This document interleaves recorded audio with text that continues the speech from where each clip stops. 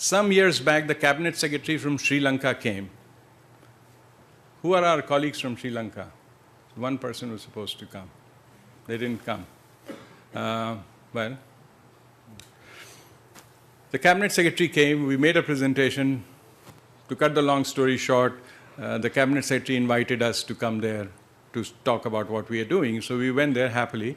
And during that presentation, they said, the cabinet secretary of Sri Lanka told us, look, we also do something interesting. I said, what is that, sir? He said, well, what we do is we have created a single number for the government. There's only one number in Sri Lanka for any inquiry that you have in government, and you just dial 1919 and you will get the answers. It's the most remarkable thing I have seen. So I was asked to go and study and bring that back. We're implementing the same thing here. The NIC is doing it, but that's a separate story. Since I studied it, I went to, what they have done is, the service was so bad in the government departments, I don't know what Mr. Srivastava's experience was, but in Sri Lanka, the man who was in charge of administrative reforms went to the president and said, sir, you want to see how the government behaves with ordinary citizen? He said, oh yeah.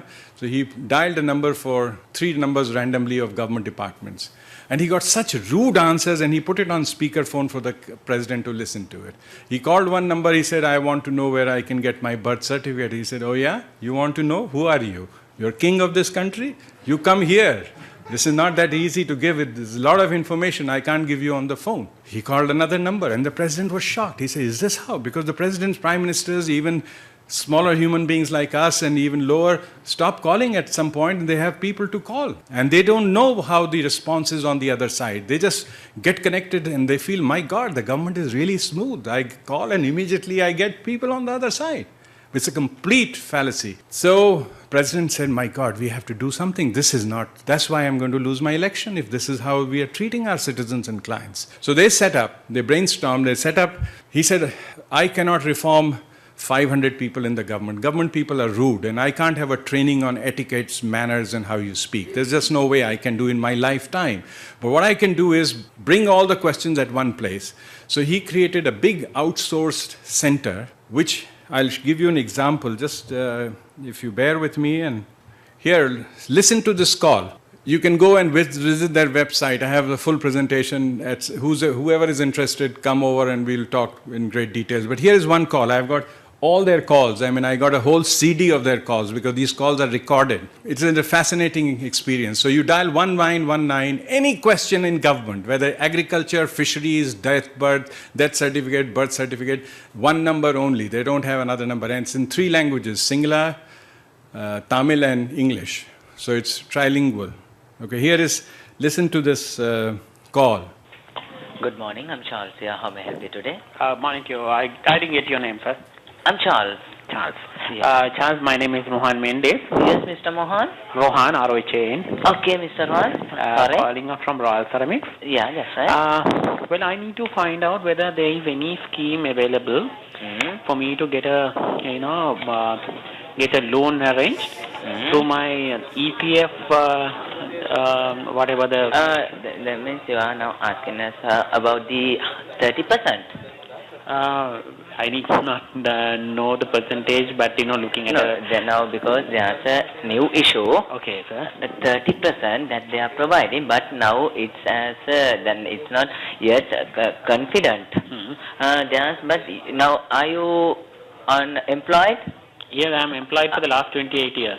Right. You can apply for a loan to buy a house. No, not to buy a house. I need to do a little bit of renovation on my house, present house. It's okay. You can get it for it also. Because now you are employed, they are providing 75% of the balance of your EPF. Okay. The Provident Fund. Okay.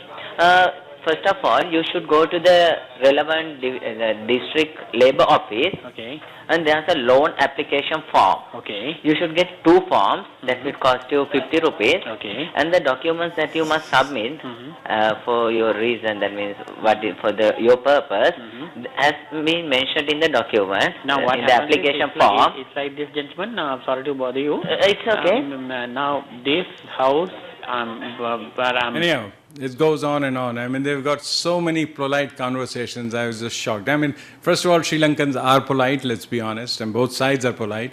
But it was incredible. And then I was told that they had, by law, to bid the contract after 5 years or 3 years, because it was only 3 years. When they bid the contract, someone else won the contract. But the entire group that was working moved to that contractor. And the reason was because these young people who are working there, first, they promise that if they don't have the information, they'll call you back and give the information. And everything is recorded. Just like private sector, there's a call monitoring that your service quality is up to like multinational standards. They'll reply back, not that you have to call. They'll say, sir, we'll get back to you with the answer. If I don't have, they add it to their database. They said in 2 years' time, most of the questions, 80% of the questions were about 20%. And they had memorized them by heart. They didn't have to go to the computer. So they immediately knows EPF, yes, you are like, they can answer questions immediately. So from huge range, and these are bright people. So I thought that was a great innovation. And then I came back, and our NIC, that is the National Informatics Center, the people you will see tomorrow, they have developed a counterpart, and they have offered it to all states and to anybody who's willing to take it for free. The technology, they have developed a module anybody can adopt. So it's not rocket science. I mean, it's available easily, but we've done it in government, so any government department, anyone can have one number for answering our question. But I think that was a great service thing. It could win many, many hearts. Okay, let me just go from here to the grievance redress. It'll take a minute to just set up the what we are doing about grievance redressal. Okay, this is what it is. Public grievance redress. Department of Administrative Reforms and Public Grievances has developed a software called CPgrams. We put it in the RFD that you will get 2 points if you install this and you become a member of the CPgrams. All you have to do is just register that. That's all. It's available free, and we'll give you a copy free. It's not anything protected. It's developed by NIC. It's available to anyone.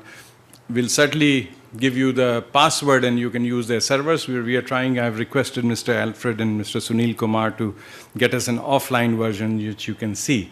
This is the system. Mr. Alfred in a minute. Mr. Alfred, why don't you come? Mr. Sunil Kumar, would you like to also join us? This is how we measure. Somebody had asked, how do you measure, but he's not here, but doesn't matter. How do we measure the quality? So we have these 7 indicators for measuring.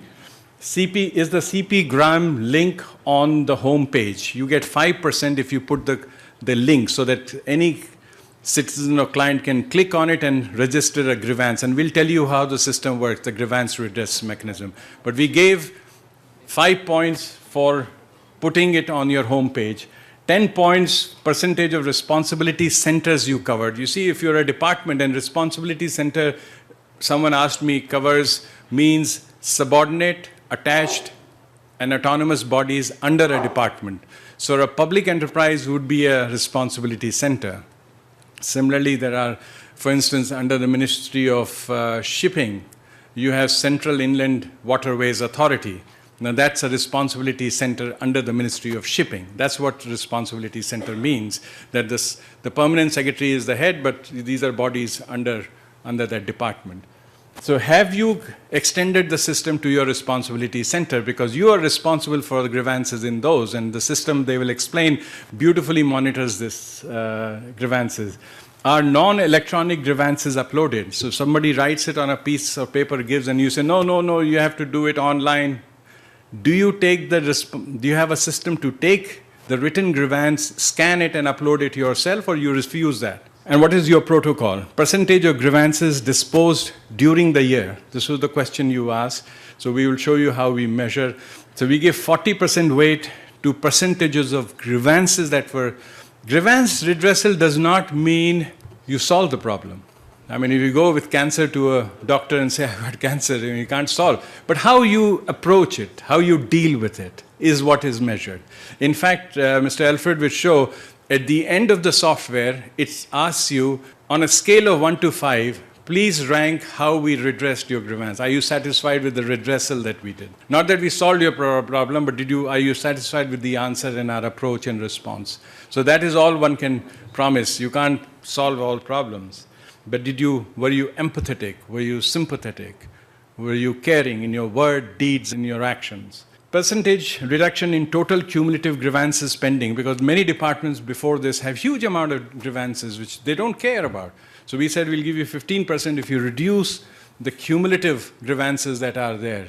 Then 10% for average customer feedback. This is the score that I spoke about in a minute. And last one, percentage of grievances disposed in 2 months or less. So if you do it in 2 months or less, we tend to give you extra points for that because you did speedy redressal. That's all. And these are the top 10 departments in terms of redressal. So we, as I said, we promised we rank everything. So the grievance redressal mechanism, we found that Northeast is not developing very fast in India, but at least they're redressing the grievances. I don't know what these numbers are. These are generated from the system itself, so we have to trust. We've been authorized now to start auditing, but this is the first year, so we are letting the system be in place. But we have a complete ranking of all departments in the system, how they have ranked. This is the top 10. The bottom are pretty bad. Don't think everybody is redressing grievances properly. Now with that, I will leave it for Mr. Alfred to tell you how the system works, and those who are interested can get even greater details, and then we'll come to ISO 9000. My colleagues are getting impatient over there.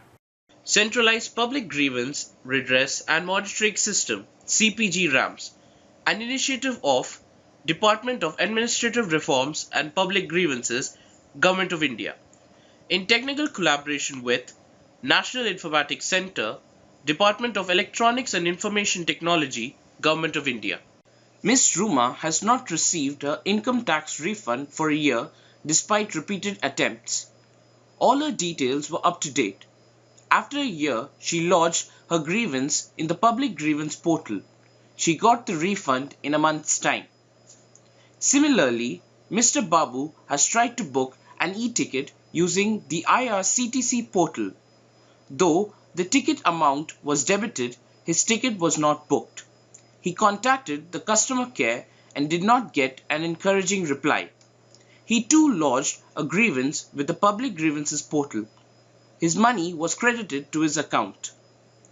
The public grievances portal, also known as CPG RAMS, helped the citizens to get their grievances redressed. It's a brief introduction that I have given how this public grievance redress system works.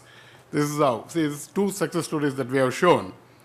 And also one more thing that I am very happy to tell you is that when I have seen the tri-legged stool, the 3-legged stool, in that one of the major points is the redress management system. So that is more important. That is, if one leg goes off, then the entire thing falls down. So you cannot have that standing. So public grievance redress is one of the most important things that you have to have in the performance monitoring. So with this note, I would like to start how this centralized public grievance redress and monitoring system works. So this has got 3 things mainly. One is that we have got an online registration for the citizens to lodge their grievances. And then we have got the online forwarding of grievances for the nodal officers of the various ministries and departments who are dealing with the grievances. And then because of these 2 things, the actual public grievance redress process has become more efficient over a period of time. Then at the end of my presentation, I will show you how it has improved over a period of time, over a period of 5 years. This is the connectivity that we have established by using this centralized public grievance redress and monitoring system. Initially, we had the citizen going to the concerned ministries and departments. Only that was there in place. Or the people may be going directly to the apex organizations like President's Secretariat or Prime Minister's Office, or to the nodal agencies like Department of Administrative Reforms and Public Grievances or Director of Public Grievances. So this was the stage.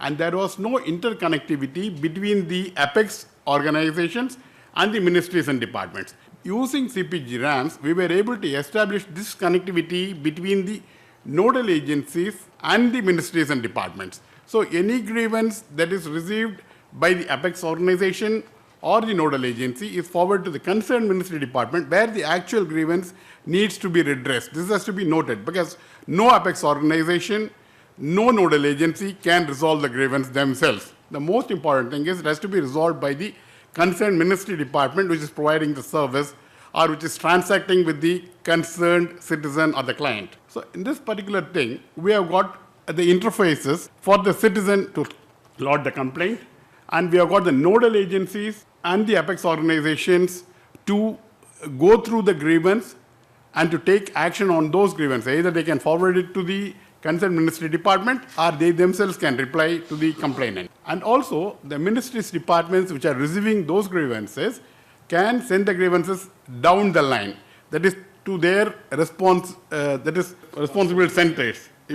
Responsibility centers, you meant. They can send it to their responsibility centers, and then they can get the action taken report from them, and that is all online. And in our system, from these around 80 ministries departments, we have got around 3,400 RCs created in our system, and they are active RCs. Actually, there are around 7,000 RCs have been created, but 3,400 are active, and they are actively participating into the system.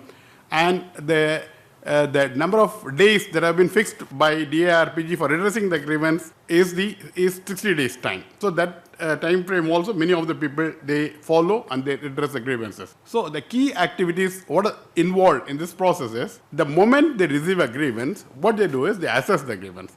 They go through the piece of paper, whatever they get, piece of paper or the online grievance that they have received, and they assess it, what action that needs to be taken. Whether I should take any action on that, or whether I should return it back saying that no action is required, or should I forward it to any office, any ministry department which has to take action.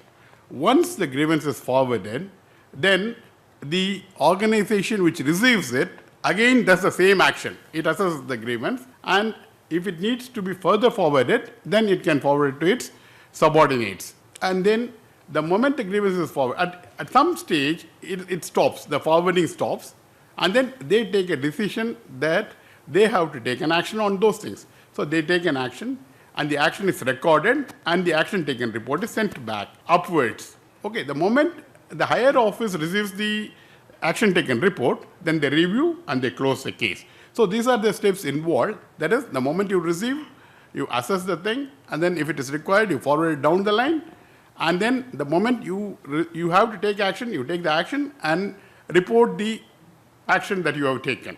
And then the higher officials review the action taken report and they close the case.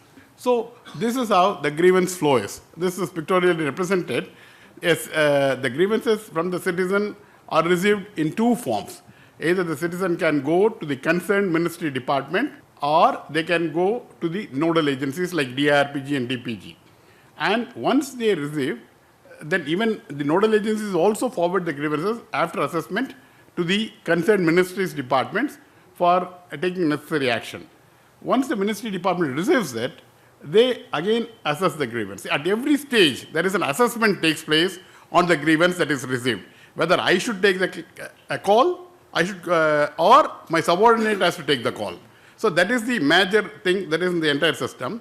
And the system allows you to create as many number of subordinate officers, that is RCs, that you can create. That's how the system is built in. So the moment I feel that I need to take an action, then I take an action and I report back. So this entire thing, that is, there are three major entities who are involved in this. One is the general public, other is the nodal and apex organizations, and the ministries and departments which need to take action. The ministries and departments, I mean that including the down level officers, the field level officers. So all the three entities are being connected to the centralized public grievance redress system, that management system. It's a single database. So since it is a centralized database, it's a single database, the data is consistent, and instantly the action is being transmitted from one place onto another, and the citizen can also view the status from time to time without any delay. And the highlights of the system are that it is purely online receipt. Because of that, it is easy for any complainant to lodge the complaint. And then the online receipt of the grievances can also be lodged by the concerned ministries departments themselves. Even if they receive at the ministry department level, they can also lodge the grievances. And also, it is the forwarding of the grievances is done online. And also, if it is physically received in a piece of paper, that also are integrated onto this system. And whenever a grievance is lodged, then you get a unique registration number with which the complainant can view the status from time to time. It applies to the officials, the nodal officers who are dealing with the redress process also. And various monitoring reports at all levels are made available in the system, and email and SMS alerts are being sent as soon as you lodge a complaint.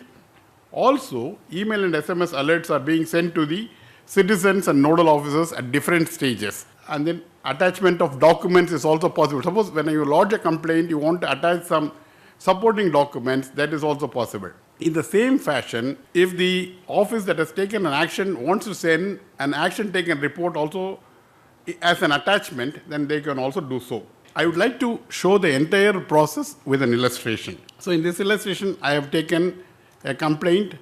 This is the home page of the system. I have taken a complaint which has been lodged with the Ministry of Railways. So this is a simple form where the department with which you want to lodge a complaint is being shown, the name of the complainant, the address, and the actual gist of the complaint. So here the person has given a complaint saying that the IRCTC portal is very slow and he is not able to book the ticket, and also the money has got deducted from his bank account. So the moment the complaint is lodged, actually he gets a registration number, and this is the registration number which can be used to track the status from time to time.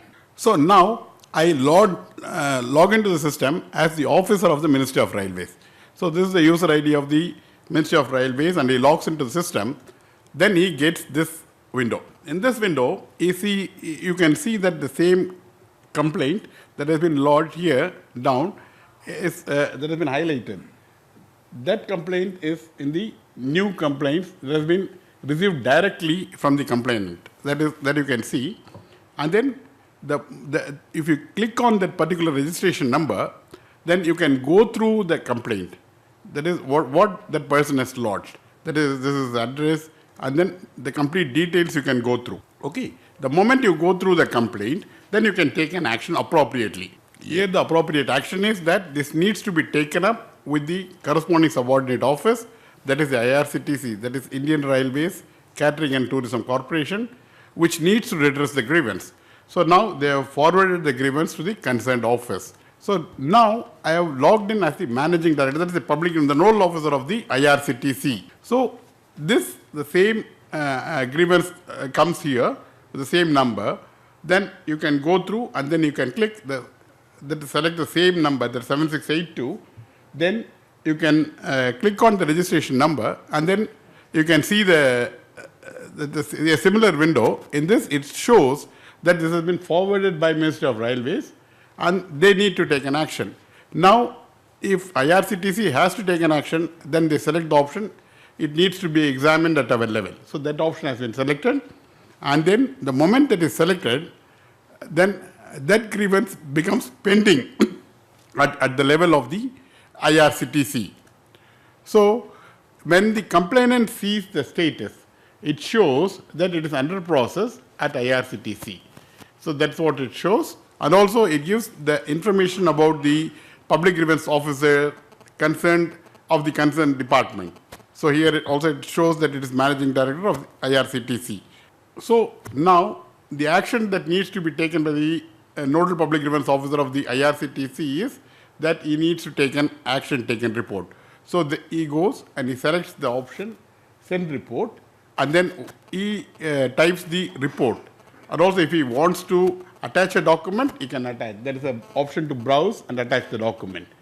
And also he has to select the option whether he has informed the citizen or not. And there are many other parameters like type of disposal, whether it has been accepted or partially accepted in the citizen's point of view.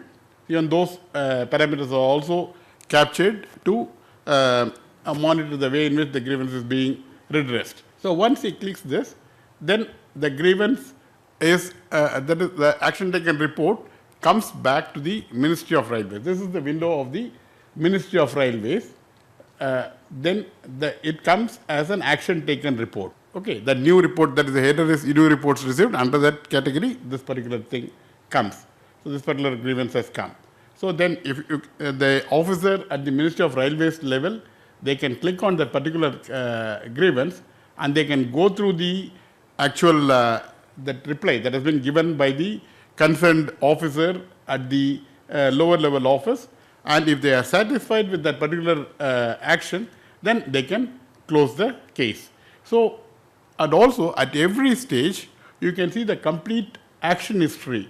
What is the action? That is the date on which the grievance has been received, the date on which the grievance has been disposed, and to all are the people who have been involved in this redress process.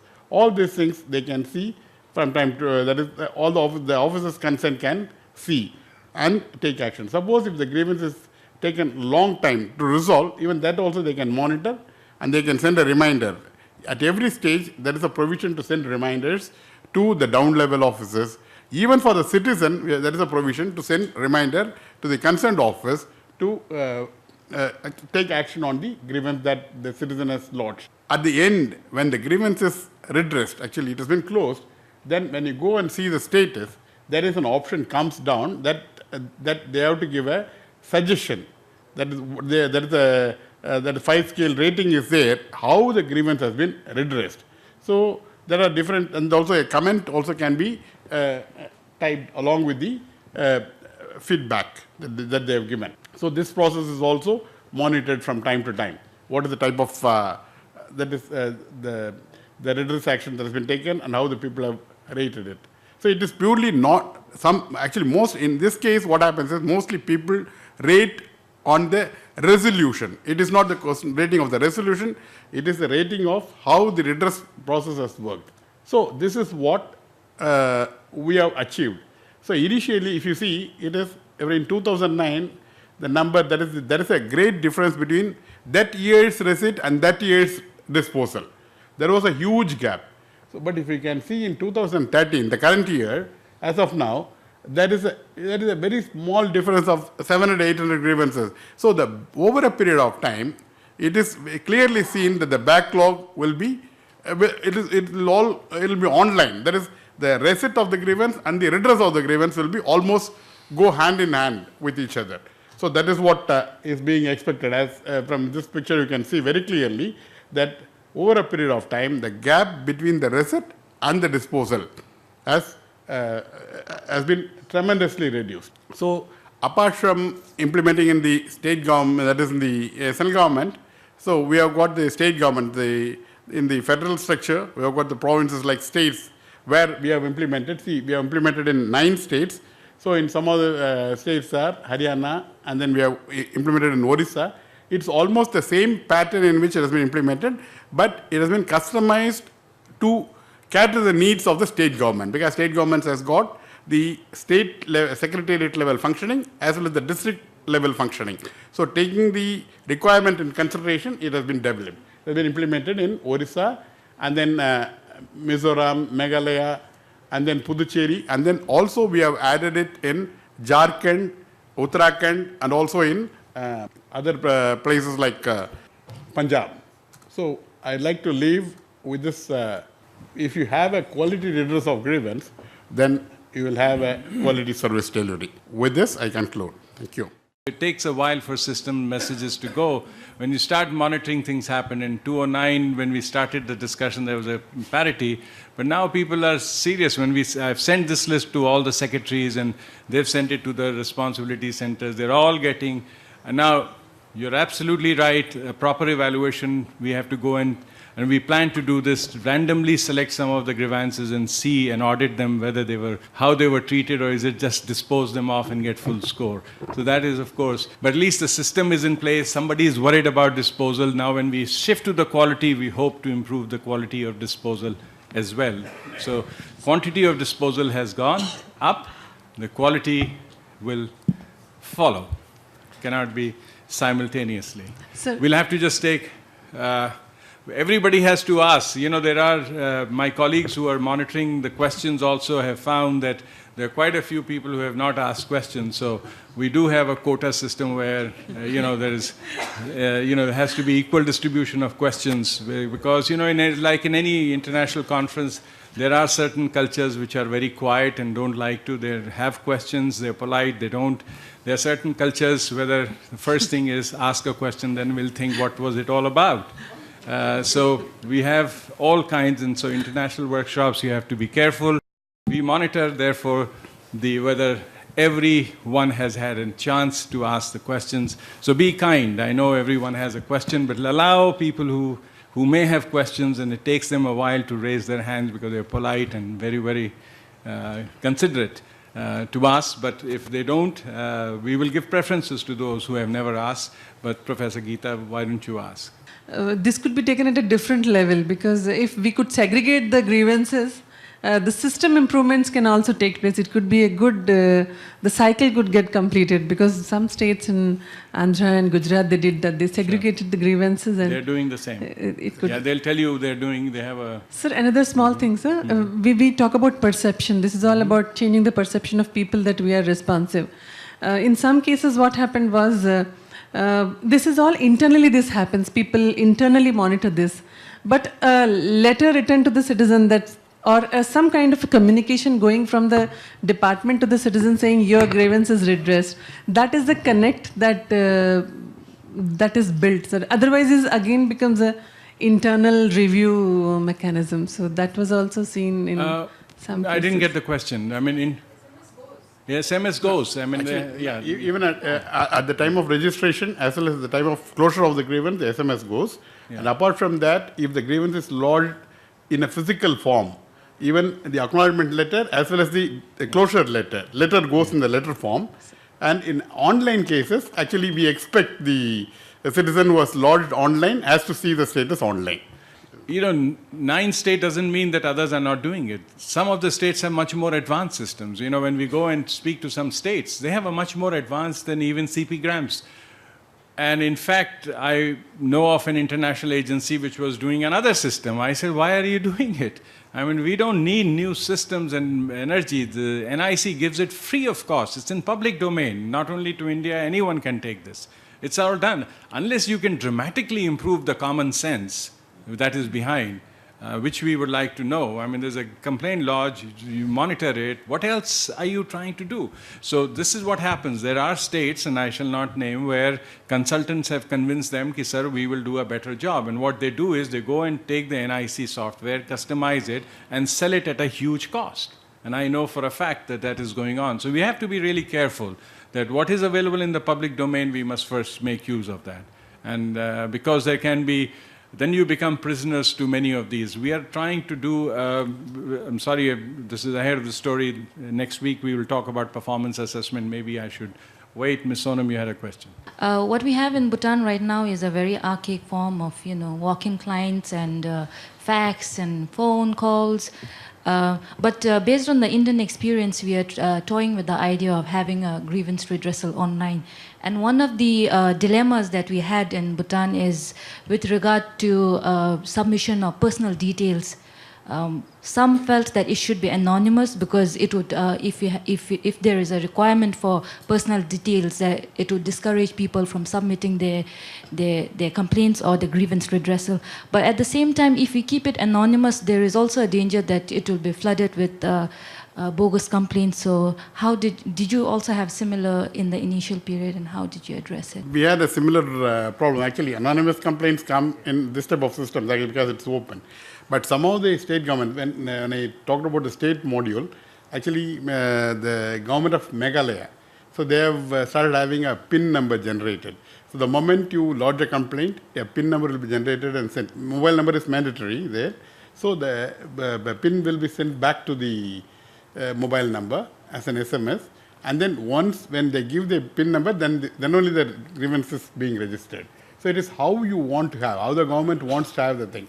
Whether they want to encourage the anonymous complaints or they want to discourage that anonymous complaint. I have to also maintain a left-right balance and center, but I mean, I'm happy to go, well, let's go to the center. In my country, we have done we've got the compendium.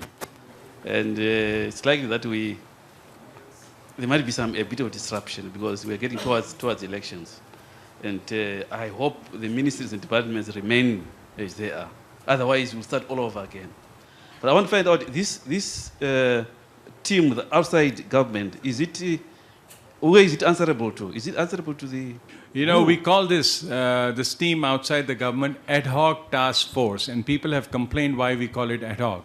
Because in our part of the world, which is all of us are in the same part of the world, not the first world for sure, if you give anybody any fancy title, it becomes a source of exploitation. The minute you give them a fancy title, they'll put it on a card and start. So we have, we'll give you the manual in which we have a code of ethics and conduct for them. If we find them giving their cards to anybody, we drop them. That's why we have 200 people. We have excess supply. If they, and we call them ad hoc because such a bad title, ad hoc, because it is ad hoc, that nobody wants to put it on the card, and I am an ad hoc task force member. You know, what ad hoc you are, you know, no, it just has no value. But the minute you say you're an advisor or something, my God, you know, they'll go to the market and ask for discount. I'm an advisor to the Cabinet Secretariat. So you have to be careful and you have to monitor them like hawks. And we have standards, we have people who, and we have told them, you know, you have to be polite. You have to say, you monitor yourself, otherwise this will disappear. So we found our senior officers are extremely, and I hate to say that, we have, and I myself, a former academic, far superior than private sector or the academics in their diligence, in their sincerity, in their ethics, in everything that they do. They never make contacts, they never try to do this. They act like Supreme Court judges with dignity, and that's what is required for this to work. The minute you lose that, it goes. So that's the key to this thing, and you have to manage it. Don't expect that human beings, we have got, and we will give you the manual in that famous folder or outside. Thank you. You will get that. It is called the Manual for the Ad Hoc Task Force. Okay, thank you. So it has lists the duties and obligations, and that's the way to manage. Putting in place such a beautiful system and getting people to use it is a very complex exercise. Can you briefly elaborate on this strategy adopted to market this product and to convince people to use it? Because what I have seen, it's my own opinion that many people may not be knowing or may not be using that because purpose due to the fact that they are not aware of the existence of such a system. You were talking mainly about the awareness, actually, when the system is there in place. So one is that the citizens need to be made aware of the system. That is one issue as far as citizens' perspective is concerned. And once they lodge a complaint, and whether the nodal officer of the department, ministry or department, whether they are taking any action on those grievances or not, for that, what we have done is, from day one, we started having a lot of training programs for all the nodal officers.